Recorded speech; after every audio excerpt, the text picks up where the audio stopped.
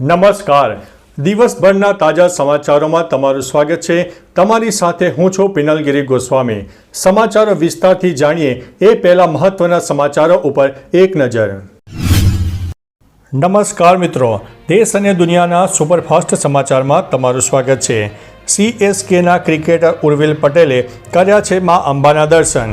ભાદરવી પૂનમ મહામેળામાં લાખો શ્રદ્ધાળુઓએ અંબાજી ખાતે મા અંબાના દર્શન કર્યા. CSKના ક્રિકેટર ઉર્વિલ પટેલે પણ સપરિવાર અમરેલી ખાતે આવેલા મા અંબા મંદિરે દર્શન કર્યા. દર્શન દરમિયાન શ્રદ્ધાળુઓમાં અદ્વિતીય ઉત્સાહ અને ભક્તિનો માહોલ જામ્યો હતો. ઉલ્લેખનીય છે કે ભાદરવી પૂનમ મહામેળા દરમિયાન અંદાજિત 40 લાખ ભક્તોએ મા અંબાના દર્શન કર્યા હતા. મિત્રો, અન્ય મહત્વના સમાચારની વાત કરીએ તો ભારતના ગેંગસ્ટર વચ્ચે પોર્ટુગલમાં થયેલી ગેંગ વોર બાદ હવે પાકિસ્તાની ગેંગસ્ટર શહજાદ ભટ્ટીએ લોરેન્સ બિશ્નોઈ પર આક્ષેપ કર્યો છે. ભટ્ટીએ ફેસબુક પોસ્ટમાં દાવો કર્યો છે કે લોરેન્સે તેના ઘરની બહાર હુમલો કરાવ્યો છે. તેણે ખુલ્લી ધમકી આપી છે કે મેરી દોસ્તી દેખી અબ દુશ્મની દેખો, મેં સિદ્ધો મૂસેવાલા નહીં હું, તેરે ટુકડે હો જાએંગે. શહજાદે વિડીયોમાં 5 કરોડની માગણી કરી છે અને પોર્ટુગલ કેસની યાદ અપાવી છે. મિત્રો, અન્ય મહત્વના સમાચારની વાત કરીએ તો સંસદમાં ઘૂસણખોરી, 16 લોકોના થયા છે મોત. નેપાળમાં સરકાર વિરોધી પ્રદર્શન દરમિયાન 16 લોકોના મોત થયા છે. 100થી વધુ યુવાનો ઘાયલ થયા છે.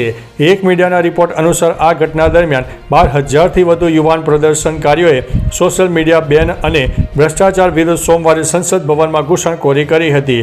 ત્યારબાદ સેનાએ અનેક રાઉન્ડ ફાયરિંગ કર્યું. આ ઘટના નેપાળના ઇતિહાસમાં પહેલીવાર સંસદ ભવનમાં ઘૂસણખોરી તરીકે નોંધાઈ છે. આંદોલનમાં મુખ્યત્વે 18થી 30 વર્ષના યુવાનો જોડાયા હતા. મિત્રો, અન્ય મહત્વના સમાચારની વાત કરીએ તો ગઈકાલે 2 વાગ્યા સુધીમાં રાજ્યના 63 તાલુકામાં વરસાદ નોંધાયો, જેમાં લખપતમાં 5 ઇંચ, રાપરમાં 4.45, ભાભરમાં 4.09, ગાંધીધામમાં 3.43, ભચાઉમાં 3.15, નખત્રાણામાં 2.99, સાંતલપુરમાં 2.95, ભુજમાં 2.64, અંજારમાં 2.36, રાધનપુરમાં 2.28 અને માળિયામાં 2.17 ઇંચ વરસાદ નોંધાયો છે. મિત્રો, અન્ય મહત્વના સમાચારની વાત કરીએ તો હાડકાં ભાગે તો નહીં કરાવવું પડે ઓપરેશન. પોલેન્ડની વેસ્ટ પેમોરિયન યુનિવર્સિટી ઓફ ટેકનોલોજીના વૈજ્ઞાનિકોએ હાડકાના ફ્રેક્ચરના ઇલાજ માટે ક્રાંતિરૂપ શોધ કરી છે. તેમણે ખાસ બાયોમટીરિયલ વિકસાવ્યું છે જે સીધું જ તૂટેલા હાડકામાં ઇન્જેક્ટ કરી શકાય છે. શરીરમાં જતાં જ તે સખ્ત થઈને હાડકાને સ્થિર કરે છે, જેથી પિન કે પ્લેટની જરૂર ન પડે. આ તકનિક સમય અને ખર્ચ બંને બચાવે છે અને ખાસ કરીને મુશ્કેલ કે જોખમભર્યા ઓપરેશનમાં ઉપયોગી સાબિત થશે. મિત્રો, અન્ય મહત્વના સમાચારની વાત કરીએ તો બચુ ખાબડ રાજીનામું આપે, કોંગ્રેસની મોટી માંગ. મનરેગા યોજનામાં થયેલા કરોડો રૂપિયાના કૌભાંડમાં રાજ્યમંત્રી બચુ ખાબડ અને તેના પરિવારના સભ્યોની સંડોવણી હોવા છતાં રાજ્ય સરકાર દ્વારા હજુ સુધી કોઈ નક્કર પગલાં લેવામાં આવ્યા નથી. આ બાબતે કોંગ્રેસ પક્ષના વિધાનસભા નેતા ડૉક્ટર તુષાર ચૌધરી અને અન્ય ધારાસભ્યોએ વિધાનસભા પરિસર ખાતે વિરોધ પ્રદર્શન કર્યું. તેઓએ બચુ ખાબડનું રાજીનામું માગી અને સમગ્ર રાજ્યમાં મનરેગા યોજનામાં નિષ્પક્ષ તપાસની માગ કરી છે. મિત્રો, અન્ય મહત્વના સમાચારની વાત કરીએ તો તેરા તુજકો અર્પણ, અમારા MLA પાછા આપો. ગુજરાત વિધાનસભા ચોમાસુ સત્રના પ્રથમ દિવસે કોંગ્રેસના દંડક કિરીટ પટેલે કહ્યું કે જો ખોવાયેલા મુદ્દામાલ પરત કરી રહ્યા છો તો કોંગ્રેસનો મુદ્દામાલ પણ પરત કરો. આ ટોણો ભાજપમાં ગયેલા ધારાસભ્યો અંગે હતો.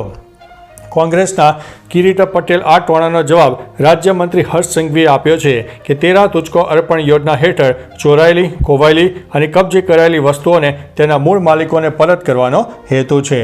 મિત્રો, અન્ય મહત્વના સમાચારની વાત કરીએ તો અમદાવાદ મ્યુનિસિપલ કોર્પોરેશનના વિકાસ માટે 2,000 કરોડ ફાળવવામાં આવ્યા. અમરાઈવાડીના MLA ડૉક્ટર હસમુખ પટેલના સવાલના જવાબમાં રાજ્ય સરકારે જણાવ્યું કે અમદાવાદ મ્યુનિસિપલ કોર્પોરેશને 31 માર્ચ 2025 સુધીમાં 2,000 કરોડથી વધુ રકમ ફાળવી છે. 2023-24માં 1,065 કરોડ અને 2024-25માં 2,334 કરોડમાંથી 1,194 કરોડ રૂપિયાનું ફાળવવામાં આવ્યા છે. આ રકમમાં 250 કામો 2023-24માં અને 195 કામો 2024-25માં પૂર્ણ થયા છે. આ યોજનાઓ શહેરમાં આંતર માળખાકીય સુવિધાઓને મજબૂત કરવા છે. મિત્રો, અન્ય મહત્વના સમાચારની વાત કરીએ તો સાંતલપુરમાં ભારે વરસાદમાં તંત્રનું એલર્ટ, હેલ્પલાઇન નંબર જારી કરવામાં આવ્યો છે. પાટણ જિલ્લાના સાંતરપુર તાલુકામાં ભારે વરસાદને કારણે જિલ્લા વહીવટીતંત્ર એલર્ટ મોડમાં જોવા મળ્યા છે. બરાડા અને બકુતરામાં તળાવ ઓવરફ્લો થવાથી 5 થી 7 ગામોમાં પરિસ્થિતિ મુશ્કેલ બની રહી છે. જિલ્લા વહીવટીતંત્ર તાત્કાલિક અભિયાનો માટે મદદ માટે ખડે પગે આવી રહ્યું છે, જેમાં SDRF ટીમ અને હોડી મોકલવામાં આવી છે. આ સાથે ઇમરજન્સી માટે કંટ્રોલ રૂમના નંબર પણ જારી કરવામાં આવ્યા છે. મિત્રો, અન્ય મહત્વના સમાચારની વાત કરીએ તો 46 વર્ષ પછી 2 દિગ્ગજ સ્ટાર્સ દેખાશે સામને. બોક્સ ઓફિસ ઉપર ધમાલ મચાવનાર છે. દક્ષિણના 2 દિગ્ગજ સ્ટાર 46 વર્ષ પછી એક સાથે આવવાના છે. ખરેખર રજનીકાંત અને કમલ હાસન સાથે કામ કરવા જઈ રહ્યા છે. કમલ હાસને દુબઈમાં આયોજિત નેક્સા સીમા એવોર્ડ 2025 દરમિયાન આ જાહેરાત કરી છે. તેમણે કહ્યું છે કે આ પુનઃ મિલન પહેલાં થવું જોઈતું હતું.